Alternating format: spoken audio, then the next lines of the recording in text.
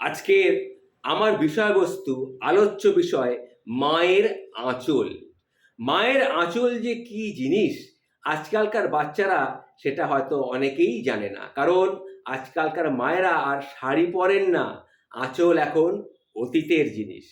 মায়ের আঁচলের মূল নীতি ছিল মাকে মর্যাদা দেওয়া। উপরন্তু উনুন থেকে গরম কোনো পাত্র নামানোর সময় মায়ের আঁচল সেই কার্যে ব্যবহার করা হতো। আঁচল ছিল এক অনন্য বস্তু। আঁচলের মহিমা সম্বন্ধে বলতে গেলে অনেক কথা কিন্তু বলা যায়। যতটা পারছি আমি একটু আপনাদের সামনে তুলে ধরার চেষ্টা করছি। আঁচল শিশুদের ঘাম, চোখের জল মুছবার জন্যে, নাকের সর্দি মুছবার জন্যে, নোংরা কান, নোংরা মুখ পরিষ্কার করার কাজে ব্যবহৃত করত মা। মা আঁচলকেও তোয়ালে হিসাবে ব্যবহার করত। খাবার খেয়ে মায়ের আঁচলে মুখটা পরিষ্কার করিয়ে দেওয়া অত্যন্ত খুশির বিষয় ছিল।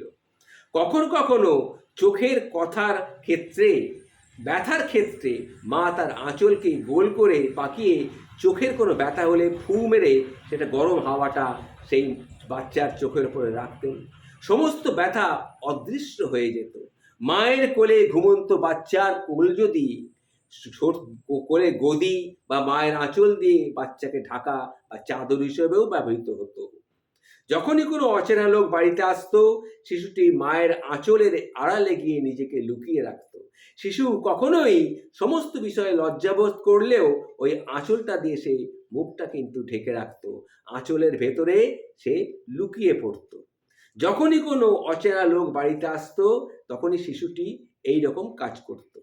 যখন বাচ্চাদের মায়ের সাথে বাইরে যেতে হতো, তখন মায়ের আঁচল গাইড হিসাবে কাজ করত। যতক্ষণ শিশুটির হাত আঁচল ধরে থাকতো, পুরো জগৎটা যেন তার হাতের মুঠোর মধ্যে থাকতো।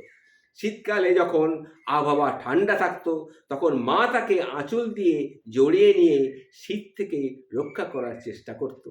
আঁচল অ্যাপ্রন হিসেবেও ব্যবহৃত হতো। আঁচল গাছ থেকে আম পাড়া, জাম পাড়া, খেজুর পাড়া, মিষ্টি সংযুক্ত সুগন্ধযুক্ত ফুল কুড়িয়ে আনা, এগুলোর কাজেও ব্যবহৃত হতো। আঁচল ঘরে রাখা থেকে জিনিস থেকে ধুয়ে মুছে ফেলার জন্য আঁচলের ব্যবহার হতো। আঁচলে একটি গিঁট দিয়ে মা অনেক সময় চলন্ত ব্যাংক সঙ্গে রাখতেন। যদি সব সময় কিছু ঠিকঠাক থাকতো, তাহলে তিনি সেই ব্যাংক থেকে মাঝে মাঝে পয়সা কড়ি বের করে তিনি বাচ্চাকে দিতেন। আমার মনে হয় না বিজ্ঞান এত উন্নতি করার পরেও আঁচলের বিকল্প খুঁজে পেতে সক্ষম হয়েছে। মায়ের আঁচল একটি মায়াবী অনুভূতি ছাড়া আর কিচ্ছু নয়। আমি পুরনো প্রজন্মের মানুষ, পুরনো প্রজন্মের অন্তর্ভুক্ত, এবং সর্বদা আমার মায়ের ভালোবাসা এবং স্নেহ অনুভব করি, যা আজকের প্রজন্মে সম্ভবত বোঝার বাইরে।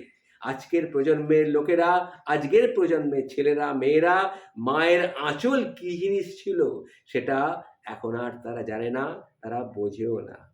নমস্কার বন্ধু, আপনারা আসলে বুঝতে পেরেছেন। আপনারা যদি ভালো লেগে থাকে তাহলে আমার এই কথাগুলি সবার কাছে শেয়ার করে প্রচার করুন। সবাই কিছুটা হলেও উপকার পেতে পারে। নমস্কার।